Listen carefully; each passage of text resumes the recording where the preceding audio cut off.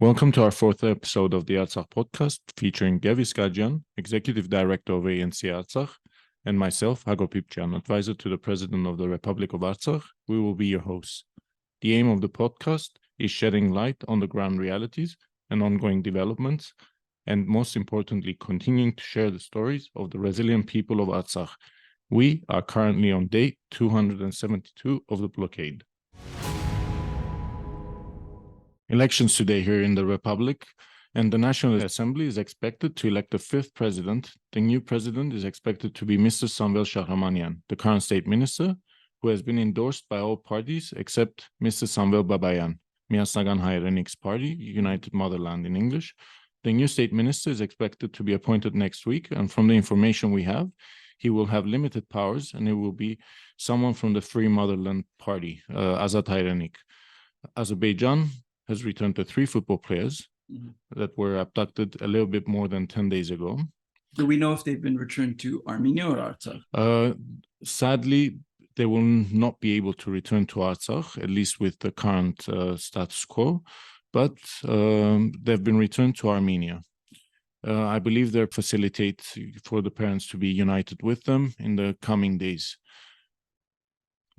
Just to say, we have initial information that one of the students that was returned is not in a good condition, but this has not been confirmed yet. So I'm trying to confirm this, and I believe in the next coming days I'll have news for that.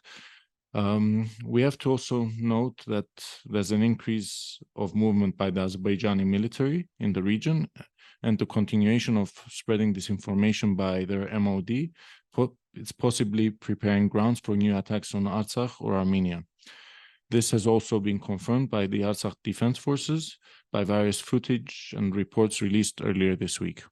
Coming to our guest today, Lindsey Snell, an American journalist covering crises and conflicts in the Caucasus, Middle East, and North Africa. She's a recipient of one of the most prestigious news awards, the Edward R. Murrow Award for hard journalism, which she received in 2016. Lindsey has conducted groundbreaking research in regards to Artsakh, from being the first journalist to report the use of mercenaries by Azerbaijan during the 2020 war, to her diligent reporting covering the Azerbaijani government's attempt at ethnic cleansing during the blockade in Artsakh. Lindsey, it's good to have you on. Thanks for having me. So, I think the best place to start would be from the beginning. Many, of our listeners, many folks around the world are familiar with your work, especially like the Armenian diasporan community in regards to Artsakh. But first, I want to kind of talk about, how did you get here? Let's talk a little bit, and by get here, I mean, covering issues kind of connected to Armenians, issues in the region, issues for Nagorno-Karabakh, and, let's kind of go back to some of your experiences in like Turkey and Syria. And if you could tell us a little bit about that and that journey until you've gotten here. Sure. Well, I mean, to go way back, I guess, in 2016, I was reporting in Syria during July 2016. And I was kidnapped by the local al-Qaeda affiliate, then called Jabhat al-Nusra. And Jabhat al-Nusra and their current iteration, Hayat Tahrir al-Sham, are sort of partnering with Turkey in Syria. And so in the Turkish and al-Qaeda occupied Syrian territory, they're very much partners. So I was kidnapped. I eventually escaped, and I crossed the border to Turkey, and I was promptly arrested in Turkey and imprisoned for 2.5 months. So this sort of, I guess, started my reporting on Turkey. And I'd lived in Turkey, but I wasn't reporting on Turkey. I was just sort of using it as a jumping off point for Syria and Iraq. So I guess being in prison with other people who were sort of persecuted by Turkey really sort of opened my eyes to, what Turkey has been doing. And obviously it's since the supposed coup attempt in 2016, Turkey's been worse and worse in terms of human rights domestically, and really increased their military adventures abroad, starting, I guess, in 2018 with their invasion of Afrin, and then, the Northeast Syrian incursions in 2019, and then, of course, their role in helping Azerbaijan launch the war in Nagorno-Karabakh in 2020. To be honest, that's where I was first introduced to your work. some of the groundbreaking research that you've done in regards to, jihadists being involved, especially through the facilitation of Turkey into the conflict for Nagorno-Karabakh. Can you tell us a little bit about that? Like, how did you come across that information? Well, from my time reporting in Syria, I was often embedding with the then so-called Free Syrian Army, now known as the Turkish-backed Syrian National Army, which are the Syrian opposition fighters who are under Turkey for the most part. So I'd embedded with the Syrian National Army many times over the years and kept communications with them as, the Afrin invasion was underway, because they were the driving force behind that. And then in 2019, Turkey sent thousands of them to Libya, and they were sort of the driving force in the Tripoli Libyan government's attacks on the Haftar government in Benghazi. So yeah, I mean, I kept in touch with them, and it seemed like the mercenary angle of these Turkish-backed Syrian National Army fighters was sort of growing, because really there was no international outcry when Erdogan sent them to Libya. No one really cared, and they're still in Libya. Thousands are still in Libya, and it's really just sort of gone under the radar. But when Turkey sent them to Nagorno-Karabakh, there was an international outcry and shock, and Turkey and Azerbaijan still to this day deny that it even happened. So before the war started, I was getting information, months before actually, that maybe they were going to be sent to Nagorno-Karabakh. And then a few days before the war started, they actually were, and I got a picture of them on sort of a military cargo flight. And so I reported that, and that's how I knew. Lindsey, have you seen any new reports of Syrian fighters, being transported now for? Good question.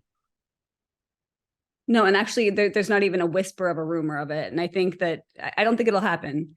I think that probably the trouble that was caused by the first deployment in the 2020 war made it absolutely not worth it. There were lots of reports actually that I had interviews with them, voice recordings that I published of how badly they were treated. Basically, they were human shields for the Azerbaijani forces.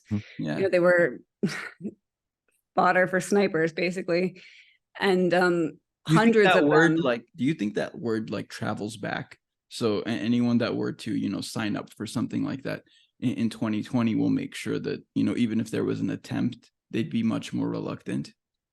Oh yeah, definitely.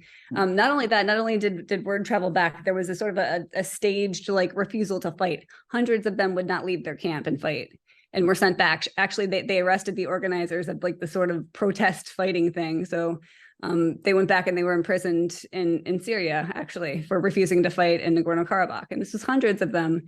And shortly, I guess 3 weeks before the war ended. But I mean, I think that it was just sort of ending. They were refusing to fight. Wow. So I think that there's no way that they would do this again. Plus, obviously, the international issues it would cause again. Lindsey, when we say Syria, we don't mean in Assad, Syria. We mean the Syrian Republic that, it's held by the opposition. Is that correct? Sure. Yeah. Yeah. It's the Syrian opposition fighters who are now completely under Turkey's control. Mm-hmm. Wow. So, I think this is a good segue to kind of what's going on now. I know you and I have spoken about this in passing, Lindsey, but what are we seeing? Let's say the jihadists to one side and some of the mercenaries to one side. What are we seeing that's kind of a repetition of 2020 in terms of these large-scale military exercises, in terms of the rumors and hints of war? Is there a correlation with what we've seen, 2-3 years ago as to today? I think in terms of the Azerbaijani state-run media, we're seeing a lot of the same things, because if you go back and look, a month, 2 weeks before the war started in 2020, there were a lot of Azerbaijani reports about an Armenian provocation. And, Armenia is amassing troops at the border. Armenia is planning an attack. So, I mean, it's really, we're seeing the exact same reports today, and with greater frequency. It's alleged Armenian ceasefire violations every day, multiple alleged Armenian ceasefire violations, which of course aren't rooted in reality, but they're just sort of amassing justification for the attacks that they're planning. And so it feels very, very similar. It also feels very similar to September of last year when Azerbaijan launched mass attacks. And Lindsey, from what from your experience and from what you've seen, do you think will they attack Artsakh or will they attack Armenia? Because our reports are conflicting. We have some reports, from the government as well, that they're saying that Artsakh is safe and etc. But at the same time, we also see increase in border movements. We see that same pattern of people are shooting into Askedan, from Marduni. But there are also, rumors that this is connected with the Sunnic corridor that they call the Zangazood Corridor, and we've seen some insignia and symbolism regarding that. Can you tell us a little bit about that too? Well, there's a symbol, and there's no confirmation as to what the symbol actually means, but it's the upside down A that looks sort of like a land bridge.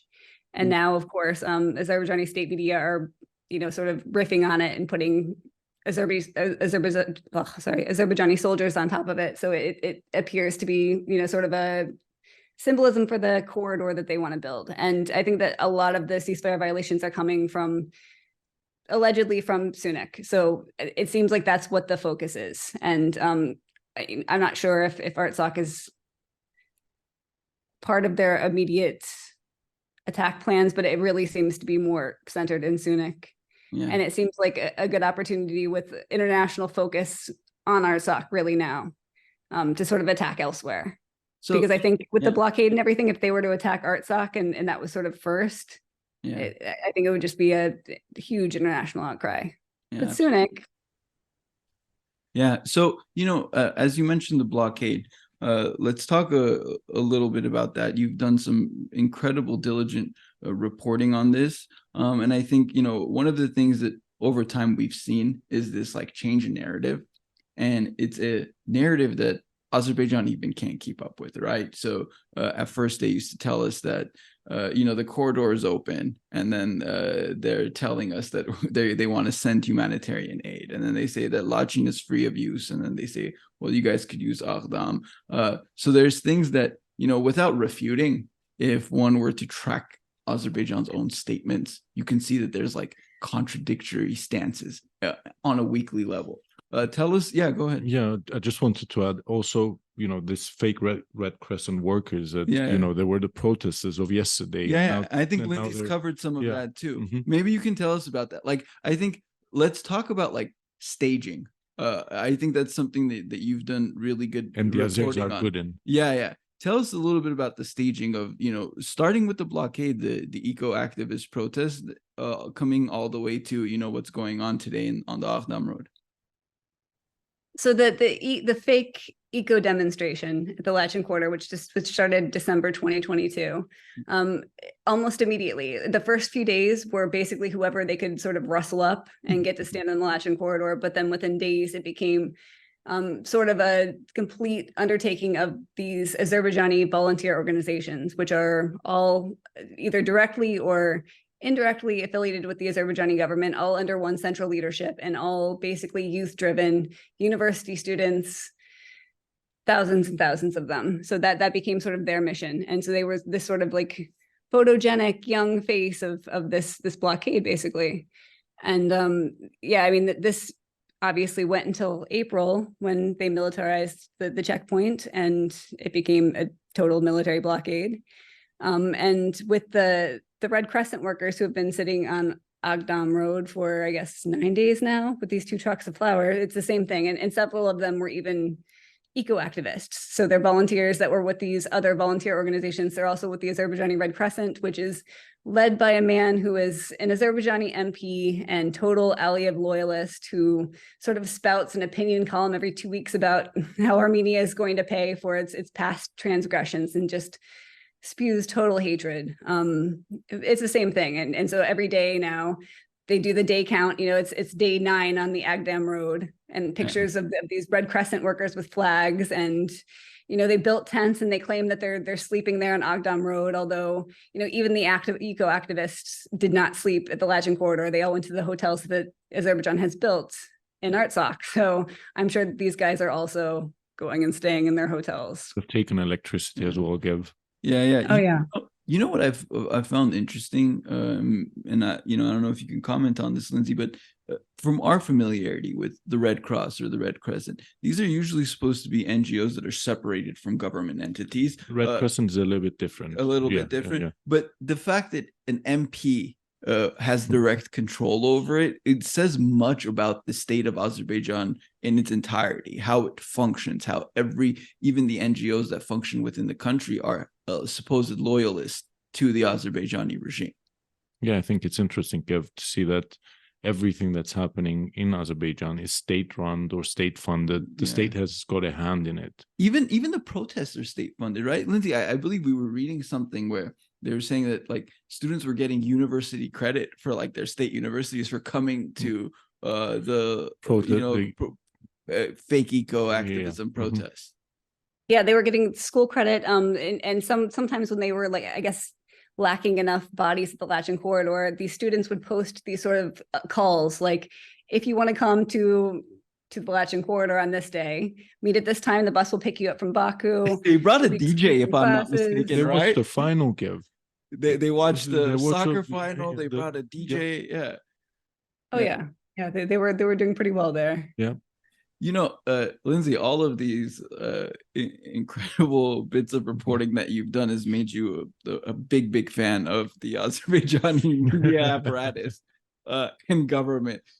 Tell us a little bit about, the type of pressure they try to put on you, what type of hit piece articles that they do. This is an active machine, right? I haven't seen, there's lots of authoritative states around the world, but Azerbaijan is like second to none the way that they target people, especially in the realm of work that you do, that try to shed light on these issues. And they do it openly, right? Oh, yeah. I mean, I've been smeared plenty in the Turkish press. In comparison to what Azerbaijan has done, I mean, the level of professionalism in Turkey is just like light years ahead. Yeah. Azerbaijan, it's been like every couple of days, there's a new piece. First of all, there are, dozens, if not hundreds, of Azerbaijani media outlets, which are controlled by the government. And they're all basically identical and identically like terrible, like really poorly run, really unprofessional. Typos all over the place. Half the time they don't spell my name right. The last one called me an angry blonde. I'm a redhead. It's just absolutely crazy, and they're not like rooted in any facts. And if you look at like the Turkish yellow journalism about journalists, like when they're insulting me, for example, it's at least rooted in fact that they twisted. With Azerbaijan, it's complete like baseless. Every time I open an article, it's like, Lindsey Snell loves the smell of blood and Armenian money. Just absolute insanity. And every couple of days. And again, this is all controlled by the Azerbaijani government. So essentially, the Azerbaijani government is devoting resources to sparing journalists who are critical of them. It's just crazy. So it's safe to say that your fan base is in the Turkic world. Oh, yes. Big time. That's a good point, Hago.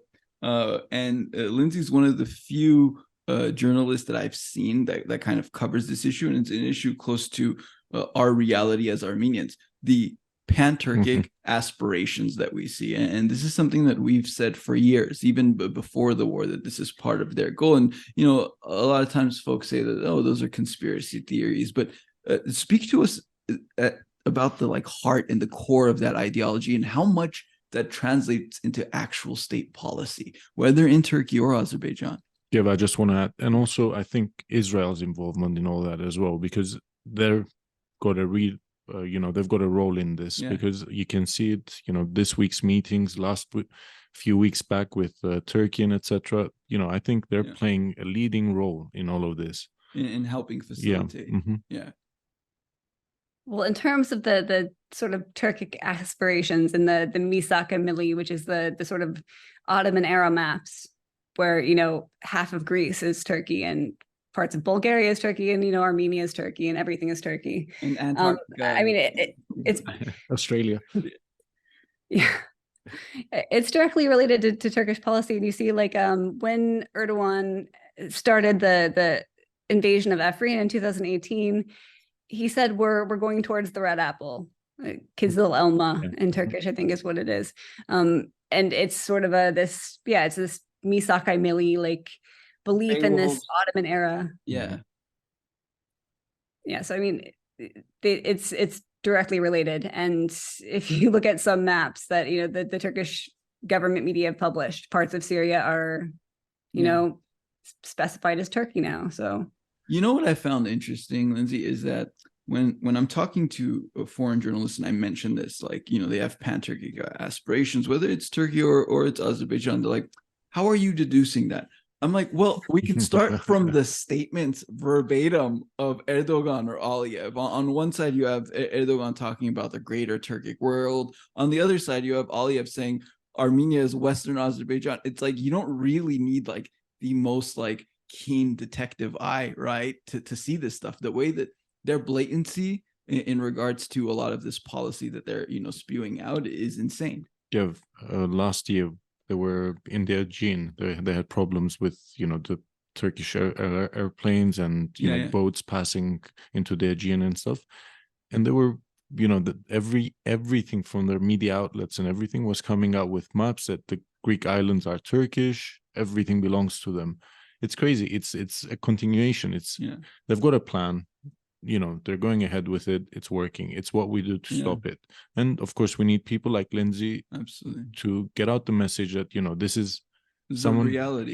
Yeah. This is happening. And, you know, it's not an aspiration anymore. And Lindsey, can you tell us a little bit, like, is this, you know, something that we've seen recently ramped up? Is this something, and you understand Turkish politics better than we do, is this something that's ramped up recently in connection to Erdogan? Has this always been a part of, you know, Turkish foreign and diplomatic policy? I feel as though there's been an increase, an exasperated, you know, amount of these aspirations recently. Yeah, it's definitely ramped up under Erdogan, especially with the AKP's alliance with the MHP, the, you know, ultra-nationalist MHP party. It's been hugely influential. And we've seen, I mean, in 2016, when there was an alleged coup attempt in Turkey, Erdogan really consolidated power and cracked down on, you know, all critical media and all critics in general, and just sort of distanced Turkey from the EU and made, you know, any EU accession a total impossibility, and ramped up his, you know, military aggressions on all of these places, all of which fall into this sort of Misak-i Milli map of places that were under the Ottoman Empire. So one thing I wanted to talk about, especially with you, Lindsey, we've got lots of incredible journalists, independent journalists that are doing this type of work, covering this region. At the same time, I feel like Azerbaijan knows this.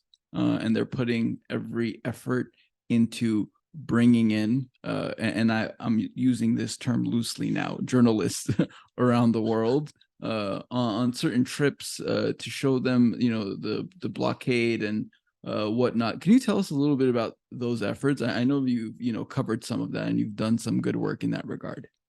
Yeah. So and particularly this was true during the fake eco demonstration.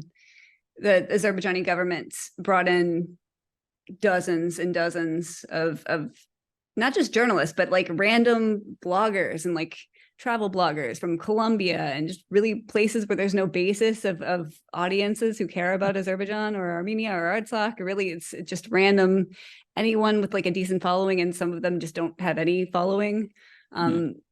The Azerbaijani government would bring in, and they would pay for them to come. I don't believe that they were getting a salary on top of this, but they got a free trip to Azerbaijan and, you know, luxe accommodations and, you know, a luxury coach from Baku to Artsakh, essentially. And they would all stop at the fake eco protest, talk to one of the couple kids who spoke English there and repeated the same thing. Like, look, the road is open.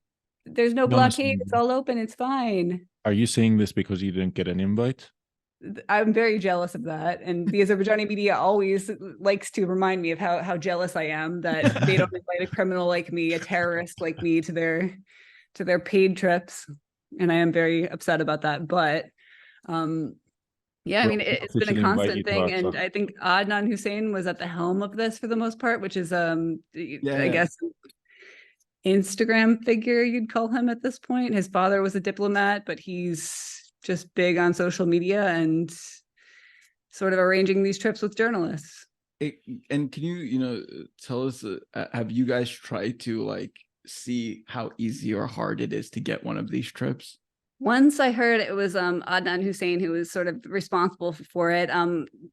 I collaborate with a guy quite often named Corey Pop, and we've had a lot of work together over the years, but you can't really tell that just from looking online. So Corey Pop contacted Adnan Hussein to say, like, I really want to tell the real story from Azerbaijan. And, I feel like Lindsey Snell really, I don't like what she did in Armenia. I went there, like, it was just very one-sided, very bad.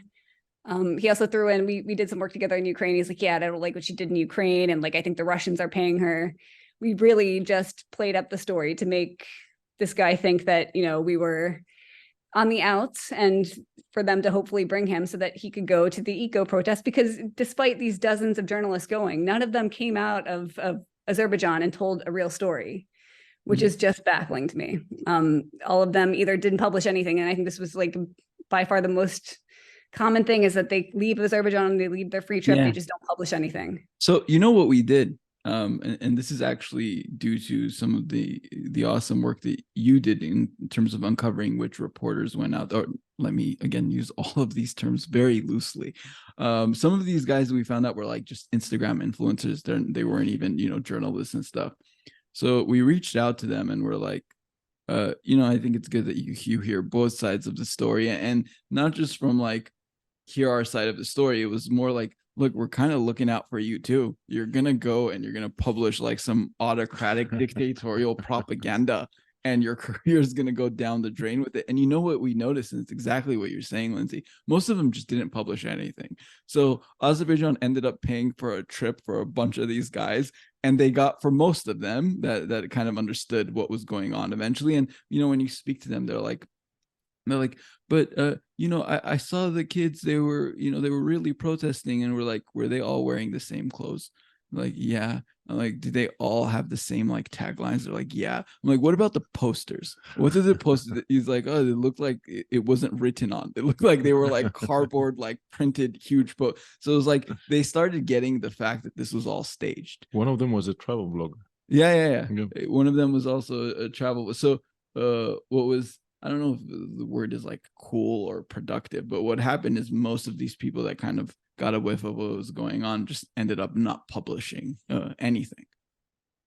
Yeah, and it seems like maybe their only purpose is to be sort of trotted out in Azerbaijani media, and they all seem thrilled by this. There are like 5 microphones in their face anytime they go anywhere. They're followed by the media. And, one Spanish journalist, after he was sort of, actually, I posted something on Twitter, and he quickly reached out to me and he said, actually, I didn't say that. They completely dubbed over his interview in English in Azerbaijani and completely misquoted him. They made him say like, yeah, no, I can see that the road is open and no one is being hindered. He's like, I said the opposite of that. Yeah. As we wind this down here, Lindsey, I want to get your, take lastly on, what are you noticing in terms of, in the world of journalism, in terms of coverage here? As the situation becomes worse, are we seeing more coverage? And then also, are we seeing journalists around the world kind of understanding what's going on? Because in the beginning, I think there's this problem of like, you hear blockade, you hear like contradicting stories from the Azerbaijani side, but time usually has a way of like, bringing everything to light. Do you think it's an effect of time and people seeing what's going on, or do you think it's also an effect of things getting worse every day? I mean, I think that finally there's, I wouldn't say adequate coverage of the blockade, but there's interest and there's certainly coverage. And you see a lot of the same very accurate stories about the starvation and the issues that people in Artsakh are facing. And that's great. And that's important. I think at the same time, there are a lot of people a lot of journalists who even covered the 2020 war and then just kind of, I wouldn't say lost interest, but lost connection with the story. And so now they're coming back into it and they're just sort of kind of clueless. I see a lot of questions in these sort of like war journalist groups, like, how can I get into Artsakh? Can I drive from Baku? Like, I know from a fixer friend, like one journalist wanted them to open Agdam Road, but just for this journalist crew. Like, no, I'll drive from Baku and I'll just come and they can just open the road just for us, just for our crew. Like, wow. Yeah, okay, that's an interesting perspective, because big problem that we have is getting access for people here in Artsakh. If we had an open road, if we can use lodging, we would invite everybody. We wouldn't need to conduct these paid trips or government sponsored things. We would openly invite everyone to see what it's like when we the had stores a few issues though with the Russians refusing we have difficulties there. But I think the one thing that we have going for us is that so much of the journalism here is on the ground reporting, and I think that's what so many people rely on. People every day, whether it's through Twitter or different avenues, people that aren't even journalists, right? Taking a phone and saying, "Look, this is my store. There's nothing in it. This is a 4-hour bread line." Like these things, you cannot stage. You cannot stage on such a mass scale. And again, this goes to the importance of the work that people like Lindsey are doing every day to help amplify those voices, to help elevate these stories that aren't being told. And with that, Lindsey, I want to thank you on behalf of this podcast and everyone that's listening. Go follow Lindsey Snell. She does incredible reporting on not just Artsakh, but the entire region. And Lindsey, thank you for being on. No, thanks for having me. Well, this brings us to the end. Lindsey, thank you from myself as well. Special thank you goes to Artsakh TV 301, Artsakh Radio for providing us this platform to have this important conversation. To all our listeners, we sincerely appreciate your time and attention. We want to let you know that we're committed to continuing this podcast, bringing you the ground realities and the stories here from Artsakh. For us, it is important to continue this trip, and we will try our best to bring you and keep you updated with everything that's happening within the week. And as always, you can find us on YouTube, Apple, Spotify, Google, Amazon, and anywhere else that podcasts are found. Thank you for being part of this conversation, and we look forward to many more. And we also like to thank 301. Yes. They've added a link on their website as well. Now everyone can reach our podcast by visiting the 301 page. Thank you.